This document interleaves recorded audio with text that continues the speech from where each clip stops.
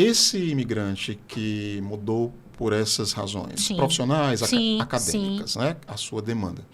O que é que mais aparece na clínica, nesses atendimentos, em termos de queixas para você? A queixa principal, ansiedade. Certo. Então, ansiedade porque eu vou fazer uma entrevista de emprego no idioma local.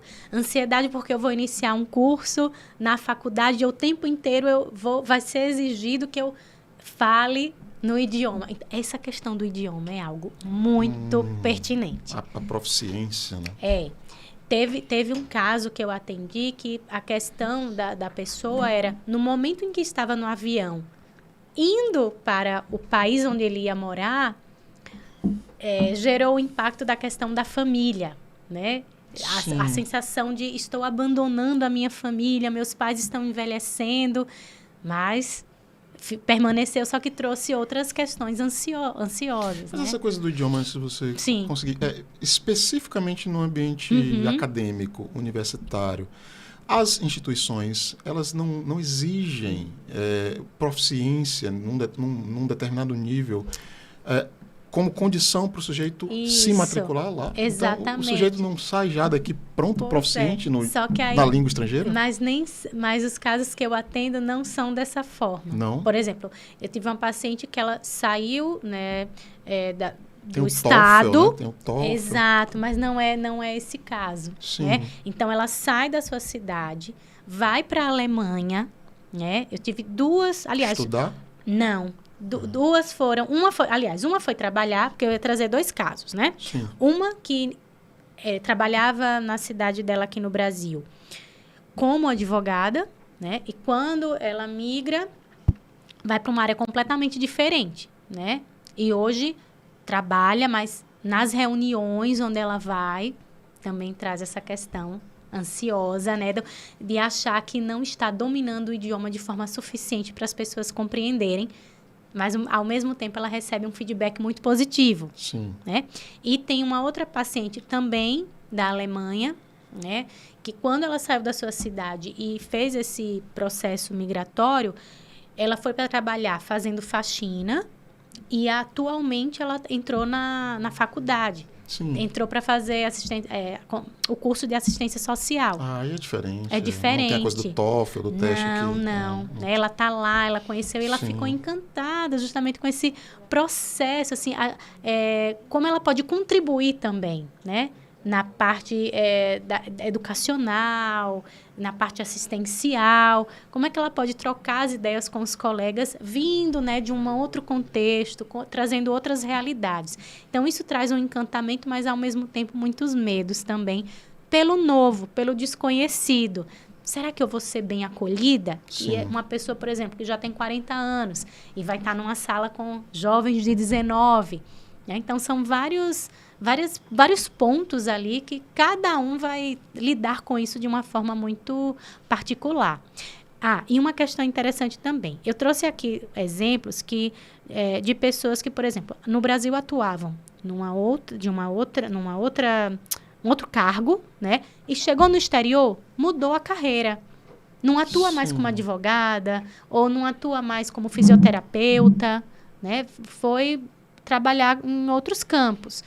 E eu também tenho um público que sai aqui do Brasil, fez, por exemplo, eu tive um paciente que ele trabalha na área de informática e ele fez todo um processo seletivo, né, para trabalhar na Amazon. Então, ele fez todo o processo, foi aprovado e migrou para Oceania. Sim. Né? Tem um outro aqui do Rio Grande do Sul, fez o processo seletivo numa empresa de engenharia e foi para a Holanda, por exemplo. Né? Então, atuam na mesma área onde se formaram aqui. Janaína, solidão é uma coisa que aparece? Assim, demais também. Sentir-se só, estar longe da família, isso. Se não imigrar com um companheiro ou uma companheira. Exato. E mesmo aqueles que migram com esse companheiro ou companheira, sentem também esse processo de solidão. Saudade de outras pessoas. Saudade de outras pessoas, né? Estar longe não só da família, mas também de amigos. Eu tenho casos... É raro, né? Mas é como eu falei aqui. Há casos que algumas pessoas não querem vir para visitar a família, porque essa família provoca outras sensações muito ruins, né? Mas 90% vai, sim, né, sentir muita solidão, a depender de como está se sentindo, se está bem organizado naquele país, né? Porque, assim, tem questões como aluguel, né? A permanência, os vínculos que eu tenho formado no decorrer do tempo que eu estou nesse país. Eu consigo formar uma rede de colegas? Sim. Ou não? Eu tô isolado, né? Eu me sinto excluído no trabalho ou na faculdade, né? Isso também são pontos ali que a gente precisa observar no decorrer das sessões, inclusive com esse paciente, né? Fazer essa investigação a fundo para compreender de que forma isso está trazendo um impacto para esse sujeito. Inclusive, eu lembro de uma psicóloga que eu atendi, né? Ela era psicóloga no Brasil e, quando migra para os Estados Unidos, vai trabalhar numa área, né? Sendo responsável por uma empresa de estética. Então, algo que ela, como ela diz, né? Jamais imaginei que fosse atuar dessa forma, né? Então, ali já são outras questões. Questões vinculadas ao trabalho. Sim. Outros vai ter questões vinculadas à família, mas que eu posso estar me sentindo só. Tanto nesse ambiente profissional, quanto no meu ambiente doméstico. Né? Que aí são questões ali realmente que a gente precisa observar. Onde essa solidão ela vai estar presente. Deixa eu colocar uma questão aqui um pouco polêmica para você, até perguntando se isso já apareceu na tua experiência. Porque, para você entender, deixa eu te explicar direitinho. Embora eu nunca tenha me dedicado a estudar essa interface entre psicologia e imigração, depois da consolidação do atendimento remoto, o mundo se expandiu para nós, né? O mundo inteiro existe hoje como possibilidade. E eu também comecei a atender pessoas de outros lugares. E uma questão dos meus atendimentos me chamou muito a atenção de uma mulher negra, brasileira, imigrante num país da Europa, eu não vou dizer onde, né? E que não foi a questão inicial, mas no processo terapêutico com essa pessoa, duas questões começaram a aparecer muito forte, relacionadas com essa questão das diferenças culturais. Primeiro, a questão étnico-racial. Isso. Né? Começou a aparecer na fala um sofrimento decorrente de situações de racismo, né? Que essa pessoa brasileira sofreu no outro país. E a segunda, mais grave ainda. O racismo é terrível, né? Mas a segunda, mais grave. Mulher negra, imigrante em outro país, passando cotidianamente por situações de assédio. Né? É uma violência. Pois essa coisa que a gente tem ainda, né? Da hipersexualização do corpo da mulher negra. De alguma maneira, esse tipo de coisa ou alguma coisa parecida tem aparecido para você no seu trabalho? Pois essa é uma questão também muito pertinente, né? Eu lembro de duas pacientes que trouxeram também casos assim, uma branca, de descendência alemã, e outra negra. Né? Então, realidades bem distintas, cada uma de uma cidade do Brasil. E quando elas fazem esse processo migratório, elas passam por essa xenofobia, mas de formas diferentes. Né? A que tem descendência alemã, né, quando ela passa por esse processo de xenofobia, né, na época ela trabalhava num café em outro país e ela percebe que por ela não falar o idioma de forma fluente, clara, límpida, ela passa por esse processo com os clientes do café, sabe? Então, falando de forma grosseira ou até desrespeitando em algum momento, não chega a uma questão de assédio, né? Mas do desrespeito, do preconceito, sabe? Por não falar o idioma nativo. Sim, né? De modo perfeito, fluente, digamos. Ali, né? A fluência perfeita, entre aspas. Que, né? Aí é onde eu coloco o seguinte. Se você recebe um chinês aqui no Brasil, ele fala o português. Mas você observa que o português dele não vai ser... Em 2 segundos. 100%. Em 2 segundos. Exato, né? Então, assim, exige prática, né? Muito estudo e é algo que precisa ser feito todos os dias, praticado todos os dias. né? Então, é desafiador também, pode ser cansativo, porque às vezes eu já chego em casa à noite, mas é necessário, muitas vezes, para uma questão de sobrevivência naquele país onde eu escolhi viver, por exemplo, né? E já a outra paciente, ela me traz uma questão por ser brasileira.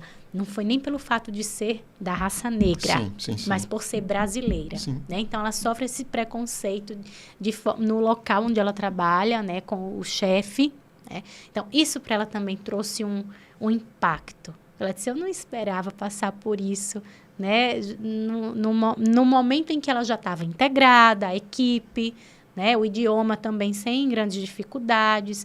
Então, são situações que elas vão surgindo, muitas vezes no ambiente de trabalho, é onde isso vai estar mais evidente, né? E até elas mesmas trazem exemplos de outros colegas que passaram por isso, sabe? E o ambiente de trabalho, ele pode ser muito cruel nesse aspecto, sabe? Então, é preciso ter esses cuidados. É curioso, né? Porque... E falar sobre isso, né? A gente precisa dialogar sobre isso. É como você colocou muito bem, os estrangeiros, quando eles vêm aqui, eles se comunicam, eles não pronunciam, eles não falam português, né? Não tem a fonética, não é perfeita, a gente percebe, né? Franceses com sotaque, chineses... Como você citou, mas veja, e são bem acolhidos. São bem acolhidos. São bem recebidos. Inclusive, você me trouxe uma questão que eu me lembrei agora o seguinte: é muito importante que eu tenha também uma clareza e um conhecimento do país onde eu estou indo para morar e a cidade, né? Porque a depender da cidade, isso muda muito, né? Digamos que eu vou para a Espanha, né? Mas eu morar em Madrid e morar em uma cidade do interior é bem diferente. Né? Então, eu vou ter ali, às vezes, até questões culturais. Isso é uma questão que a gente vai trazer muito, né? Esse aspecto cultural, que naquela cidade do interior eu tenho particularidades que numa grande metrópole eu não vou ter. A questão do regionalismo. Que a gente tem muito no Brasil também no Brasil. Por sermos um país muito grande. Isso, né? Muito diverso. Exato. Então, se eu tenho, por exemplo, um estrangeiro que vem para o Brasil e ele vai para Salvador, passar um período em Salvador. Minha capital. Não é? Olha aí, eu nem sabia. E eu tenho um outro que vai para passar um tempo em Novo Hamburgo. É uma experiência são mundos completamente diferentes, né? Então, a gente também precisa ter esse cuidado, essa cautela, do mesmo modo quem vai para fazer intercâmbio. Né? Tem muitos casos de jovens, por exemplo, que vão para fazer um intercâmbio e querem voltar antes. E aqui a gente precisa pensar em alguns pontos, como a questão alimentar, né? Aspectos do tempo, né? Se é um país que faz muito frio, clima, né? Isso também pode impactar na questão da solidão, inclusive que a gente dialogou, né? A questão dos trejeitos, né, das pessoas que residem naquela cidade, sabe? Então, são pontos ali que muitas vezes a gente, na empolgação da mudança, nem pensa sobre. Passa por cima. E é onde a gente fala, não há um preparo, muitas vezes, antes dessa mudança. Quando a pessoa já está lá, tudo isso vai se traduzir em sofrimento, né? Pode se traduzir em sofrimento. E aí a gente vai, se a gente for ampliando esse leque, a gente não vai dar tempo de abordar sobre tudo, claro, mas é importante a gente citar aqui. Eu também tenho aquela pessoa que vai mudar porque é uma questão de trabalho, vai para acompanhar a esposa ou o marido, que vai, de repente, estar passando por um outro processo seletivo, e a pessoa que vai como acompanhante, ela não está mais trabalhando. Então, isso também traz outra mudança, não é? Ou é aquela pessoa que, de repente, vai ali para aquele país por querer passar por experiências, né? Tá tendo essa oportunidade. Então, a gente precisa também observar, né, todas essas questões que vão impactar no modo como cada um percebe. Se eu estou casada com um estrangeiro ou não, se tem filhos ou não nessa mudança, sabe? Então, tudo isso precisa ser considerado.